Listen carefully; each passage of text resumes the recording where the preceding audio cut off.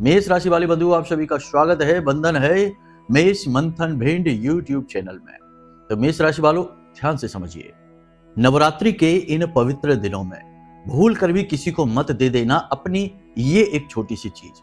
इस चीज को आप जैसे ही किसी और को दे देंगे, प्रयोग के लिए दे दिया या यूं ही दान में दे दिया, किसी भी प्रकार से दे दिया, तो आप ना केवल देवी की कृपा अपने जीवन में जो आ रही है उसे किसी और के जीवन में भेज देंगे, बल्कि अपनी कुंडली के सबसे महत्वपूर्ण भाव यानी द्वितीय भाव को भी नकारात्मक बना बैठेंगे। द्वितीय भाव को कुंडली की तिजोरी कहा जाता है, क्योंकि आप कहीं से भी धन कमा कर लाइए, आपका धन आपकी कुंडली के दूसरे भाव में दिखाई देता है। तो आज के इस विशेष कार्यक्रम में हम आपको न केवल यह बताएंगे कि आप कैसे जानबूझकर अपनी कुंडली के दूसरे भाव को दूषित कर देते हैं अपनी गलतियों पर ध्यान न देकर, इसी के साथ साथ हम आपको यह भी बताएंगे कि कौन से वो ऐसे कार्य हैं जिन्हें करने से आपकी कुंडली का दूसरा भाव एक्टिव हो जाएगा, धन भाव अति सक्रिय हो जाएगा और खुद अपनी तरफ धन को आकर्षित करेगा एक चुंबक की तरह। और जब द्वितीय भाव में धन आकर्षित होगा तो आपके घर में, क्योंकि वही आपका परिवार है, वही आपका घर है, तो आपके घर में धन लक्ष्मी का आगमन हो जाएगा। और जब धन लक्ष्मी घर में आएगी तो सबके चेहरे पर मुस्कुराहट होगी, आपके जीवन में खुशियां होंगी और आपके जीवन से दुख दूर हो जाएंगे। बंधुओं, याद रखना कि हमारे शास्त्रों में कहा गया है कि जीवन के 4 प्रमुख आधार हैं: अर्थ, धर्म, काम और मोक्ष। इसी के लिए इंसान इस धरती पर आता है। इसमें सबसे पहले अर्थ है, फिर धर्म है। पहले धन कमाइए। संसार में आए हैं तो संसार को सुचारू रूप से संचालित करने के लिए धन कमाइए, इसीलिए अर्थ पहले है। फिर धर्म को बीच में लाइए, यानी आपके द्वारा कमाया गया धन कहीं गलत कार्यों में प्रयोग ना हो जाए, आप ही उसे अपने मद में होकर गलत कार्यों में प्रयोग ना कर लें, इसलिए धर्म को भी अर्थ के साथ जोड़ा गया है। फिर कामनाएं, क्योंकि धन आते ही कामनाएं पूर्ति करने की ओर भागता है जीव, लेकिन बीच में धर्म यदि आ जाए तो धन और कामना के बीच में धर्म का संतुलन बन जाता है और फिर गलत रास्ते पर धन खर्च नहीं होता, यानी कि आत्मा पर नकारात्मक कर्मों के बंधन नहीं बंधते हैं। और उसके बाद होता है मोक्ष, यानी जीवन का आधार धन से ही शुरू होता है, क्योंकि यह संपूर्ण संसार धन से संचालित होता है। हो सकता है कि हमारी बातों से कुछ लोग सहमत ना हो, क्योंकि अल्प ज्ञानियों से बहस कौन करे। इसलिए अगर आप सहमत हैं तो अच्छी बात है, नहीं सहमत है तो कोई बात नहीं है। थोड़ा और जीवन के बारे में गहराई से विचार करिए, अपने जीवन की मूल समस्याओं के बारे में विचार करिए। केंद्र में धन ही है जिसकी वजह से आपके जीवन में समस्याओं की शुरुआत हुई है। बाद में भी समस्याएं चाहे कैसी भी दिखती हो, कि पति पत्नी के बीच विवाद है, पिता पुत्र में विवाद है, या फिर पुत्र घर छोड़कर चला गया, या किसी भी प्रकार की समस्या है, कारण उसका धन ही है अगर जड़ में जाकर देखेंगे तो, क्योंकि ये सारा संसार धन से ही संचालित हो रहा है। इसीलिए पहला सुख है निर्मल काया, दूजा सुख है घर में माया, यानी कि दूसरा सबसे महत्वपूर्ण, आपके स्वयं के अलावा दूसरा सबसे महत्वपूर्ण कारक धन बताया गया।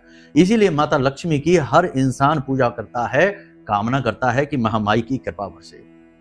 तो आज का यह कार्यक्रम विशेष तौर पर इसी पर आधारित है कि कौन सी है वह आपकी गलती जिसकी वजह से आपका धन भाव खराब हो जाता है, कैसे उस धन भाव को हम संतुलित करेंगे और उसकी पॉजिटिव एनर्जी का जीवन में प्रयोग करेंगे, ताकि माता लक्ष्मी का आपके जीवन में आगमन हो जाए। याद रखना कि धन भाव जो है इसका स्वामी जो है वह शुक्र है और कारक गुरु है, यानी ज्ञान भी है। और शुक्र यानी माता लक्ष्मी तभी आएंगी जब आपको ज्ञान होगा, और ज्ञान जीवन का आधार है। समस्या यह है कि ज्ञान के बीच में अल्पमति हमेशा आ जाती है और कुतर्क आ जाते हैं और ज्ञान को अवरुद्ध कर देते हैं। इसी वजह से बहुत सारे लोग जो बहुत कुछ जान सकते थे या जानते हैं, लेकिन अपने झूठे दंभ और अभिमान की वजह से, अल्पमति की और कुतर्कों की वजह से उसी ज्ञान का प्रयोग नहीं कर पाते और मूर्खों की तरह जीवन भर कष्ट भोगते रहते हैं और अंत में यही कहते रहते हैं कि सब कुछ बेकार है, दुनिया खराब है, ये तो नर्क है, यहाँ तो दुख भोगने के लिए पैदा होते हैं। तो ये सब बातों के चक्कर में ना पड़ना, जो आज हम आपको बताने जा रहे हैं।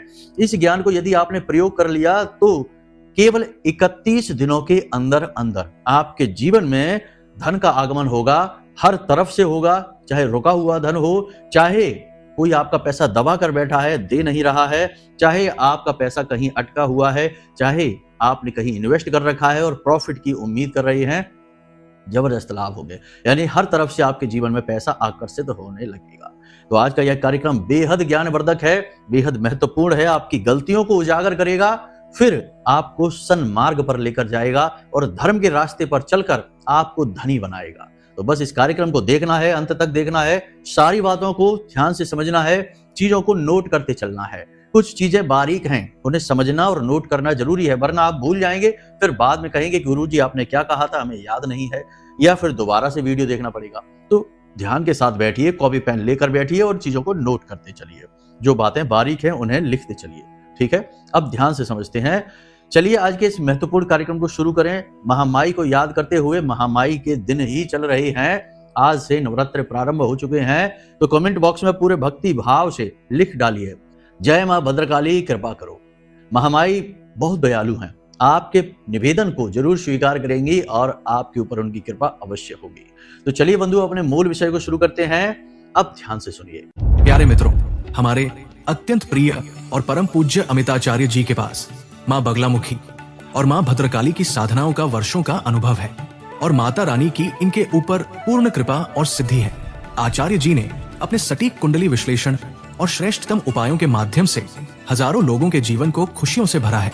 आचार्य जी का कुंडली विश्लेषण और उपाय करवाने का तरीका इतना अद्भुत है कि जीवन के हर एक दुख और कष्ट का कारण जड़ से ही समाप्त हो जाता है।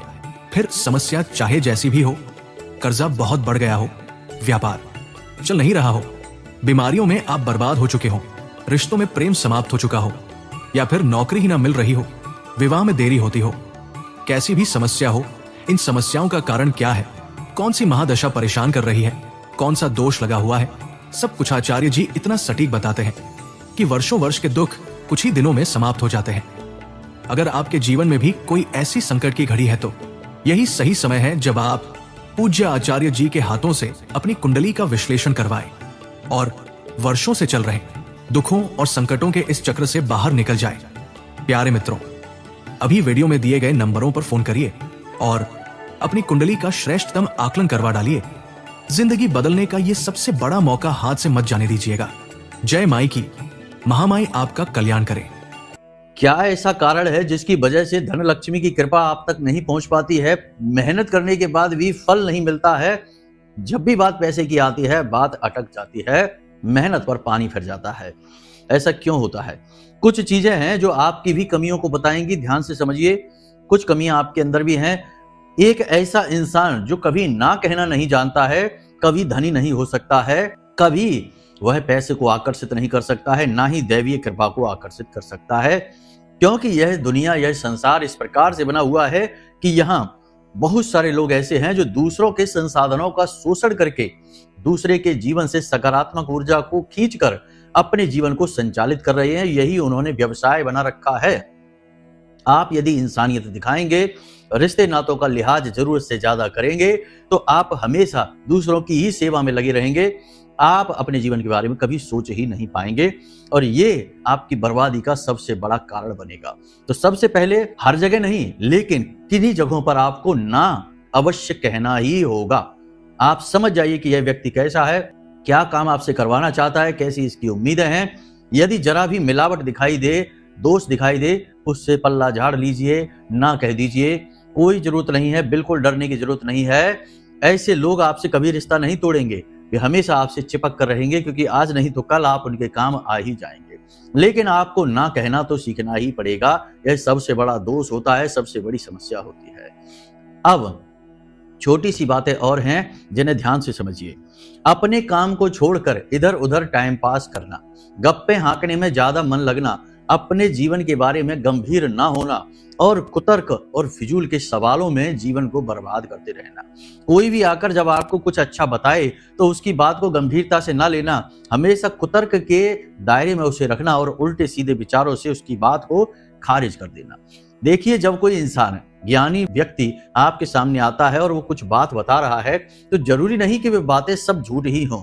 कुछ बातें ऐसी भी होती हैं जिनसे कि हमारे जीवन में सफलता के दरवाजे खुल जाते हैं। लेकिन अगर हम हर बात को शक की नजर में देखेंगे, हर इंसान पर शक करेंगे, हर व्यक्ति की बात को झूठ और गलत साबित करते फिरेंगे, तो फिर हमें मार्ग कहां से मिलेगा, ज्ञान कहां से प्राप्त होगा? भगवान तो स्वयं प्रकट होंगे नहीं हमारे सामने। तो किसी न किसी व्यक्ति के माध्यम से जो बातें आपके जीवन में आ रही हैं उन्हें गंभीरता से लीजिए, हर बात को समझिए, जो ठीक लगे उसे प्रयोग करिए, जो ठीक ना लगे उसे छोड़ दीजिए, लेकिन कम से कम एक सही तर्क संगत बातों का आकलन तो करिए।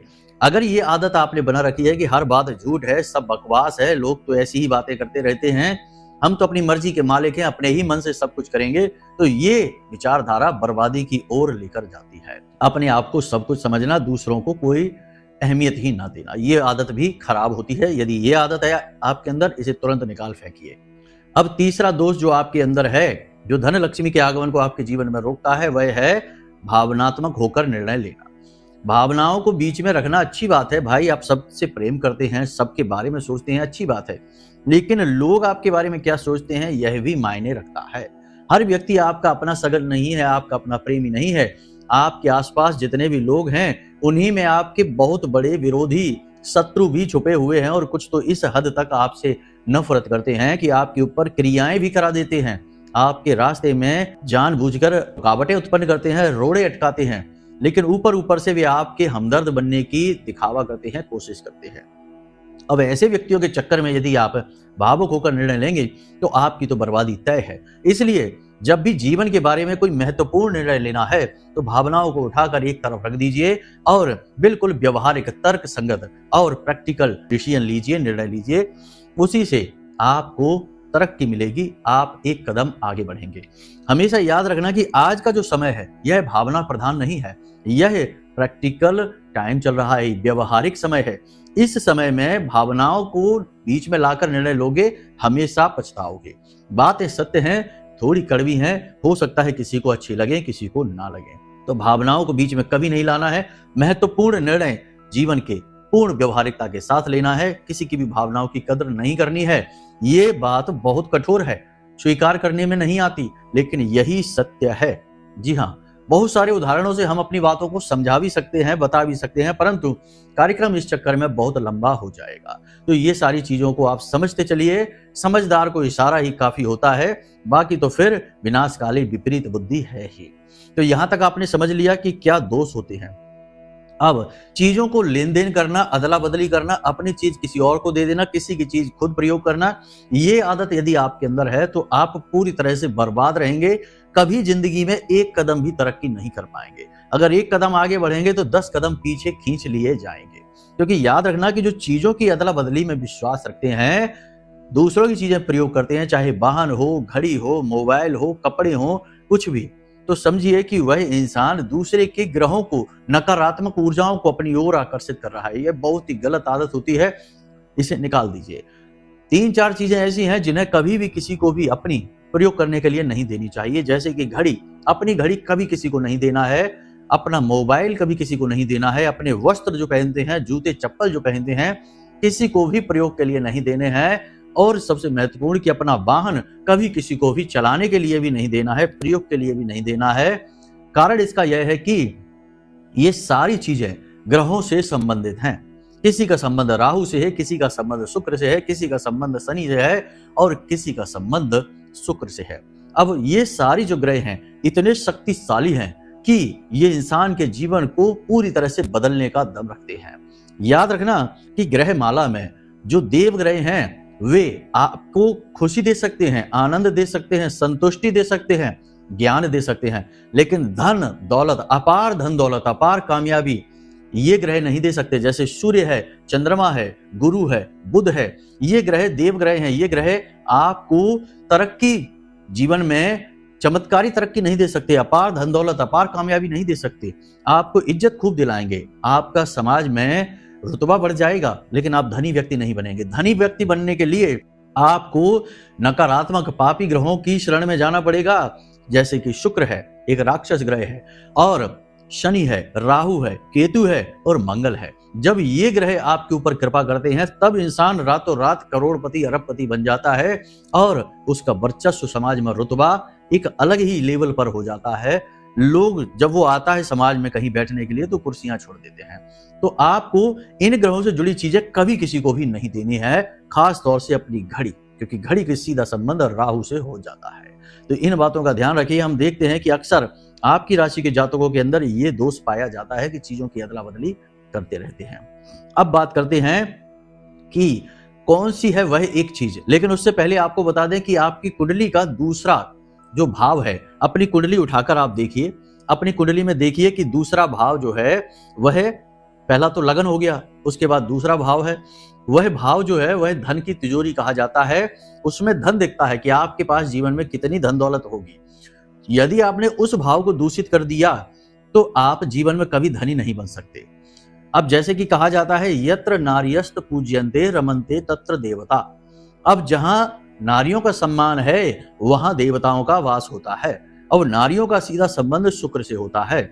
और आपकी कुंडली का दूसरा भाव जो है, उसका भाव का स्वामी जो है वही शुक्र ही है, कारक ग्रह गुरु है। अब गुरु क्या है? ज्ञान है और आपसी पारिवारिक मेल है, खास तौर से पति पत्नी के बीच आपसी प्रेम को दिखाता है। और शुक्र एक स्त्री तत्व को दिखाता है, दाम्पत्य सुख को दिखाता है। जो भी व्यक्ति स्त्रियों का अपमान करता है, खास तौर से अपने ही घर की स्त्रियों का, अपनी बहन, अपनी माँ और खास तौर से अपनी पत्नी का अपमान दिखाता है, करता है, उसे नीचा दिखाता है, समय समय पर उसकी बेइज्जती कर देता है, उसके ऊपर माता लक्ष्मी की कृपा कभी नहीं होती है, उसका दूसरा भाव हमेशा दूषित रहता है। वह फिर चाहे कितनी ही मेहनत करे, कितना ही धन कमाए, आपके उसके जीवन में पैसा एकत्रित नहीं हो सकता।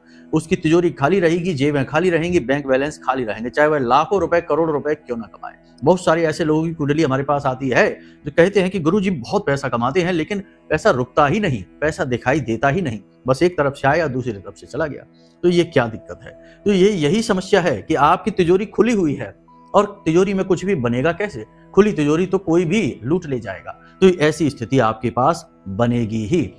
याद रखना कि पुरुषों के अंदर यह भाव रहता है कि वे धन कमा कर लाते हैं तो वे सबसे ऊपर हैं, और स्त्रियां जो घर का संचालन कर रही हैं उन्हें दूसरे दर्जे पर रखा जाता है।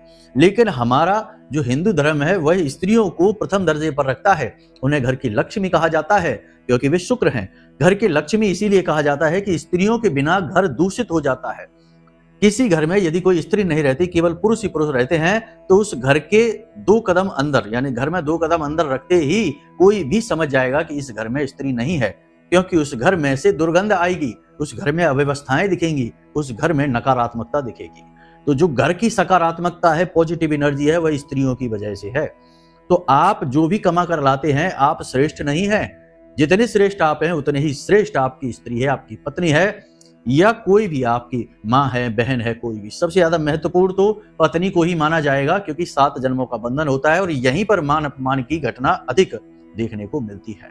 तो पहला अपने मन में ये याद रखिए, धर्म बनाइए अपना, मन में विचार रखिए अपने कि अपनी स्त्री का, अपनी पत्नी का भूल कर भी अपमान नहीं करेंगे। यदि अपमान हो भी गया भूल से, किसी बात की वजह से, परिस्थिति बस, तो बाद में क्षमा याचना जरूर करेंगे।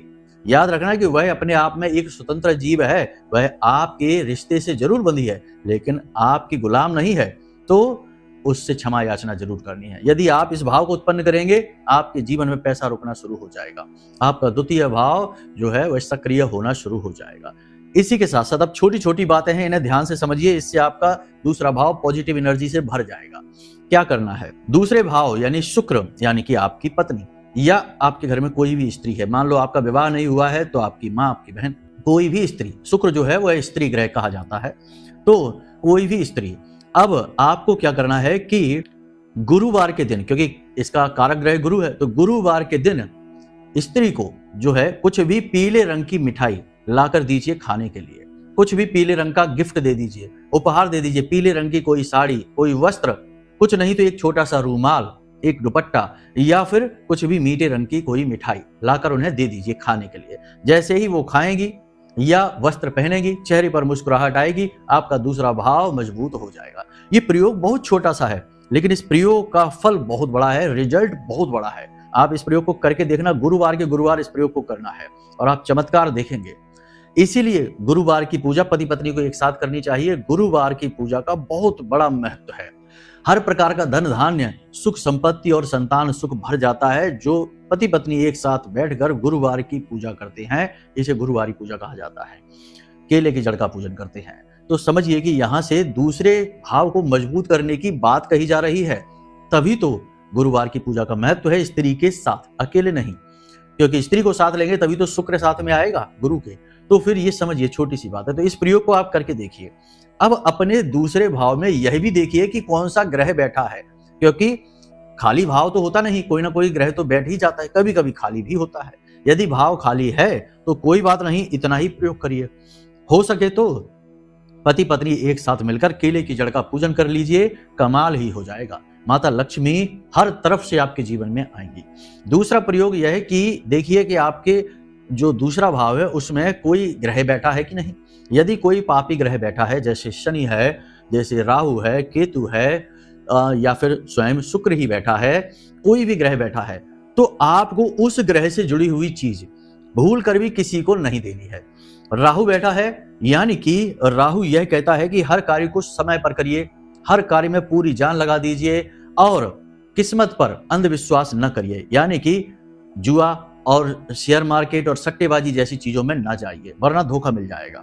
तो राहु से जुड़ी चीजें किसी को भी नहीं देनी है। मंदिर में आप दान अवश्य करना। घड़ी राहु से जुड़ी हुई है, मंदिर में एक घड़ी दान करके देख लेना गुरुवार के दिन, कमाल हो जाएगा, हम लिख कर देते हैं आपको।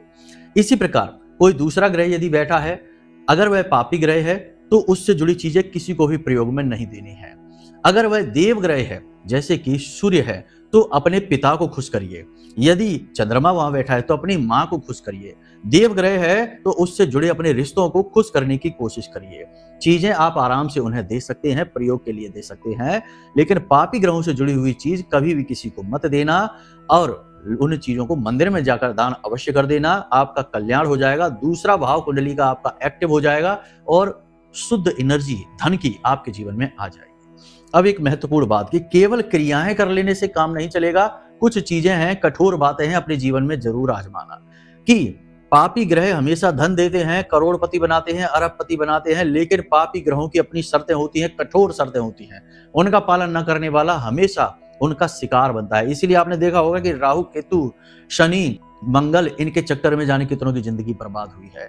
तो आप समझिए कि इनकी शर्तें क्या हैं। इनकी सबसे बड़ी शर्त यह है कि गलत कार्य जीवन में नहीं करना है, शोषण करके धन नहीं कमाना है, जुआ, शराब, सट्टेबाजी, नकारात्मक चीजों से, मांसाहार से दूर रहना है और अचानक से धन कमाने की कोशिश नहीं करनी है।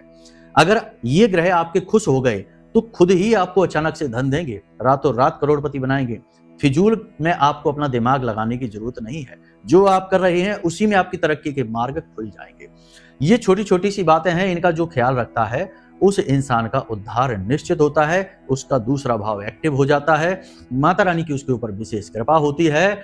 अब एक चीज के विषय में जो हमने आपको बताया वह यह है कि धर्म से जुड़ी हुई कोई भी चीज, जैसे रुद्राक्ष है, कोई भी नग है, रत्न है, या पूजा पाठ की सामग्री है, या कोई धार्मिक ग्रंथ है, नवरात्रि के दिनों में इन्हें किसी को भी मत दे देना। इत्र भी पूजा पाठ की सामग्री का ही हिस्सा है, इसे भी किसी को मत दे देना। कोई भी पूजा पाठ की सामग्री नवरात्रि के दिनों में किसी को भी यूं ही प्रयोग के लिए या यूं ही किसी भी कारणवश उपहार में, गिफ्ट में मत दे देना, वरना आप बर्बाद हो जाएंगे। क्योंकि नवरात्रि में दैवी शक्तियों का जागरण होता है और इन शक्तियों का आपके लिए जागरण हो रहा है। यदि ये शक्तियां आपके जीवन में आना चाह रही हैं और आप इनसे जुड़ी हुई चीजों को, यानी धर्म से जुड़ी हुई चीजों को, पूजा पाठ से जुड़ी हुई चीजों को किसी और को दे देते हैं, तो आप अपने जीवन की बरकत है, उन्नति है, वह किसी और के जीवन में भेज देते हैं। तो इन चीजों का दान या यूं ही उपयोग में, प्रयोग में किसी को मत दे देना, वरना आप बर्बाद हो जाएंगे। तो बस बंधुओं, इन बातों को ध्यान में रखिए। और नवरात्रि है तो नवरात्रि में पूजा पाठ, ध्यान अवश्य करिए। हो सके तो माता रानी के नाम से एक अखंड ज्योति अपने जीवन में, अपने घर में, पूजा घर में अवश्य जलाइए और उस पर पूरा ध्यान दीजिए कि वह खंडित ना हो। नवरात्रि समाप्त होते होते आपके जीवन में माई की कृपा आएगी और आपकी हर मनोकामना पूरी होगी, यदि आप इस क्रिया को कर लेते हैं, इन बातों को मान लेते हैं। बस इतने में ही आपका काम हो जाएगा, ज्यादा कुछ करने की जरूरत नहीं है।